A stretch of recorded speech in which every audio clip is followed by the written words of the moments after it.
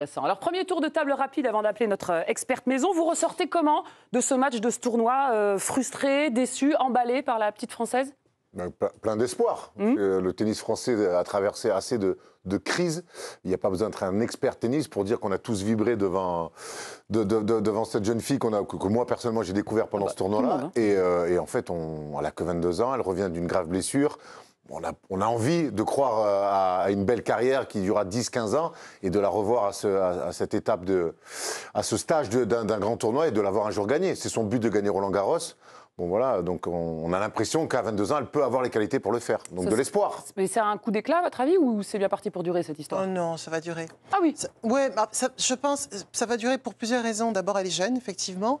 Et ensuite, avec ce qui vient de se passer là, elle va pouvoir avoir accès à des compétitions qui vont faire monter son tennis, en fait. Jusqu'à présent, elle n'avait pas accès à des Master 1000, enfin des compétitions pour se classer. Donc maintenant, elle va avoir à chaque fois des grands adversaires et on monte son jeu dans ces cas-là.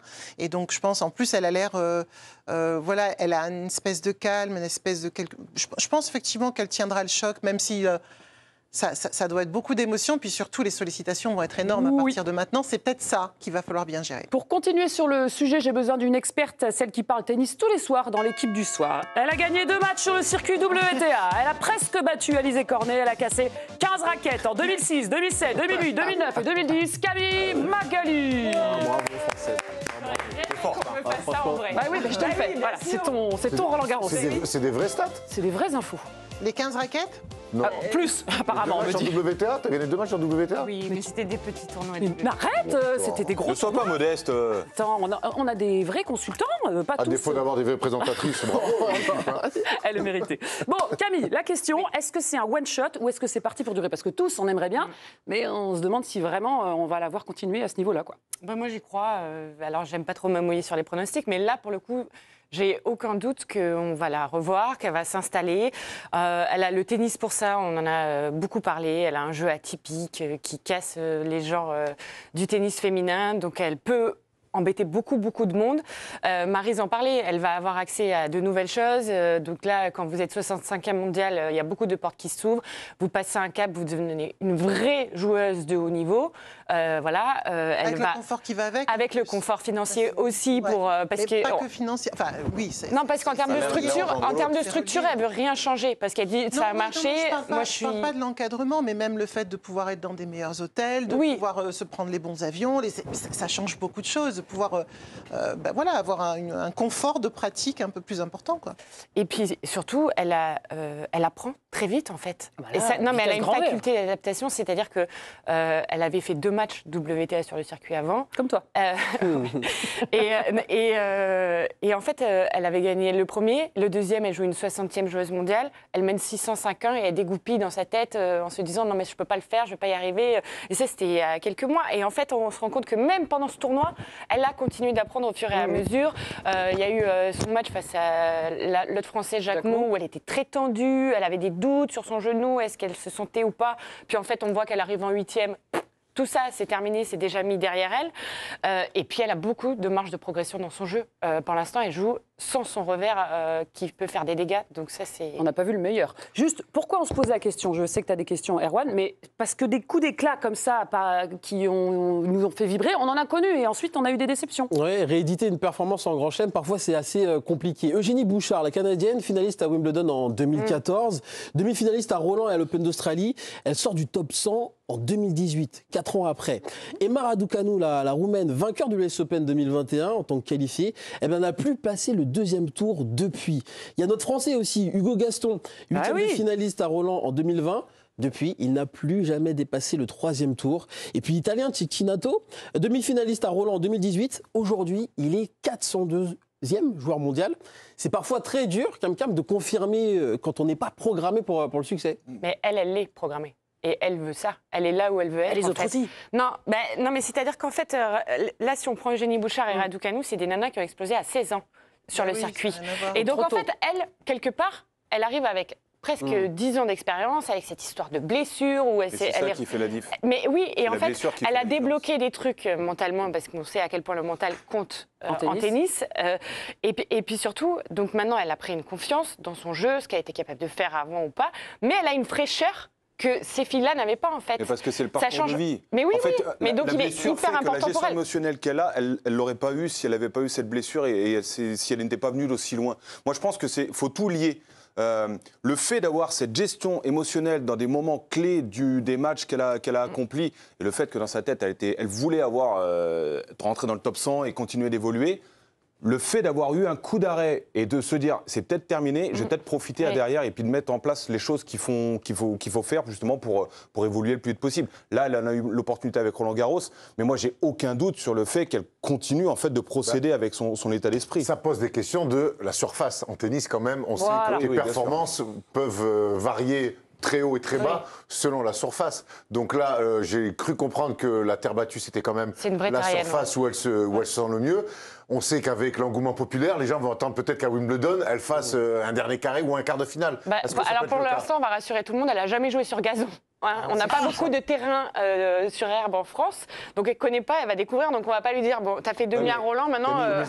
Ça, faut que les gens le comprennent et le sachent. Donc tu es quand même obligé de constater quelque chose, c'est que le message qu'elle envoie déjà par sa corpulence et son visage fermé où elle affronte des gens, déjà elle rentre dans la tête des gens. Oui, même si elle est sur l'herbe, même si elle est sur ça bougera pas. Je veux dire, évidemment qu'elle a plus d'atouts pour jouer sur terre battue, ok. Par contre, rentrer dans la tête de l'adversaire, essayer d'envoyer, parce qu'elle envoie des sacrées sacoches quand même, hein. Que ce soit sur terre battue ou sur l'herbe, ça part à la même vitesse. Hein. Juju, je voulais parler de l'ascension un peu spectaculaire de Loïs Boisson. Avant Roland Garros, elle était 361e mondiale. Aujourd'hui, elle est 65e, mais surtout numéro 1 française devant Léolia Jean-Jean. Maryse, est-ce que tu penses que ce statut numéro 1 française, ça va forcément ajouter, merci Arwan, Bien le téléphone.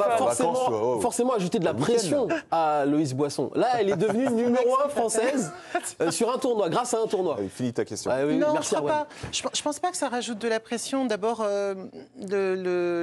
le tennis féminin français est dans une période où ça bouge beaucoup. C'est-à-dire qu'il y a énormément de jeunes filles qui sont en train d'arriver. On ne peut pas dire qu'il y ait des numéros 1 qui se soient installés complètement. Donc elle est dans ce statut-là où pour l'instant elle sait très bien que ce n'est pas encore acquis. Ouais. Encore une fois, elle a été blessée il y a à peine 1 an.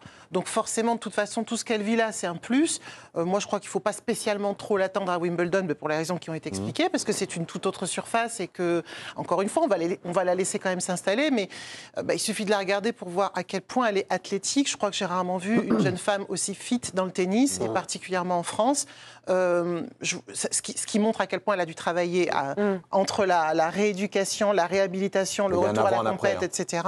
Elle est hyper impressionnante, c'est hyper agréable à voir jouer. Simplement, il ne faudra pas qu'on soit trop pressé non plus. C'est-à-dire qu'il faut d'abord digérer. Voilà. Donc bref, il faut que ça passe. Ce qui vient de se passer, parce que c'est Roland Garros, c'est chez nous, c'était probablement un énorme objectif. Donc elle va forcément avoir une redescente un peu. Mais je suis persuadée qu'une fois qu'elle aura tout bien digéré, ça va aller. Tout va bien se passer. Elle a répondu d'ailleurs, pardon Erwan, sur le sujet, parce que visiblement elle est inspirée comme nous des mêmes termes, mêmes questions. Le one-shot, le coup d'éclat, elle a répondu à cette question. Oui, et, elle a répondu à nos confrères de l'équipe. Alors vous savez, elle est restée dans sa bulle pendant très longtemps. Elle n'a pas voulu donner des interviews. Personne de son staff ne donnait d'interviews pour la protéger justement pendant ce tournoi. Et elle explique, elle le dit, en fait elle est sans langue de bois, elle est très posée, elle fait très très mature pour quelqu'un de 22 ans. Ouais. Mais elle dit, je pense que ce n'est pas un one-shot, c'est mon jeu. J'ai toujours joué comme ça. Donc elle explique qu'en fait, elle n'a pas surjoué sur ce tournoi. Cependant, j'ai encore énormément de progrès à accomplir sur quasiment tous les coups et c'est pour ça que je suis confiante pour la suite, sachant que je peux encore beaucoup progresser. Et il y a un des domaines sur lesquels elle peut beaucoup progresser, on a beaucoup parlé de son coup droit, on a beaucoup parlé de son gros service, mais en revers, je pense qu'on n'a vraiment rien vu. Pour l'instant, on a vu son slot. Mais parce qu'en fait, c'est un coup qui marchait à confiance. Elle marchait sur ses 2 points forts. Elle se tournait à chaque fois pour le prendre en coup. Son décalage coup droit, c'est sa marque de fabrique. Après, elle a un très bon slice, mais elle a un super revers d'attaque et à plat qui part comme un missile. Elle en a lâché 2-3 face à Coco, même si on ne les a pas trop vus parce que Coco Gauff était impressionnante. Mais je pense que si elle prend confiance et qu'elle se dit en plus, si je rajoute ça à ma palette, je peux faire des dégâts, même sur dur, il n'y aura aucun problème de transition. Donc en fait, c'est pour ça que moi, je suis hyper confiante pour la suite. Et je crois que c'est le cas de ses adversaires. Coco Gauff aussi a l'air confiante. Oui, vraiment. Elle a été bluffée par le niveau de jeu de la Française. Elle s'attend à la revoir performer à ce stade de la compétition, donc quasiment dernier carré de tournoi du Grand Chelem. Et puis elle lui a donné les clés pour continuer justement à être performante dans les semaines et les mois à venir.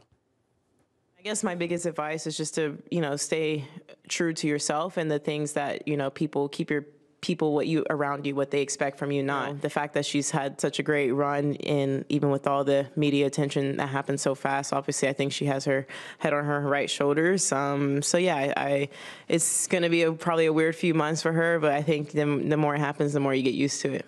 Elle a bluffé donc le monde du tennis et le grand public. Maintenant, elle va être crainte, cette joueuse. Oui, alors là, elle va passer dans la case des filles à battre sur les prochains tournois, parce que là, finalement, c'était... bien sûr, et puis en plus, c'est la découverte, c'est la révélation, même sur les tournois français, parce que vous faites pas que les grands chelems, vous faites aussi les... elle arrête maintenant, elle fait que les grands chelems. Ah ben non, mais il y a des WTA français qu'elle va faire, et donc elle va jouer des filles 130e qui vont dire, attends, tu vas voir, je l'avais gagné il y a 1 an et demi, moi aussi j'ai envie... Mais en fait, elle aime le défi, elle est sereine par rapport à ça, donc...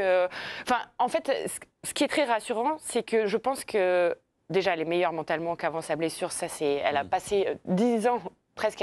Je pense que même le poids qu'on a, les Français, à Roland, etc., elle l'a gagné grâce à cette blessure. En fait, elle se l'est enlevée toute seule.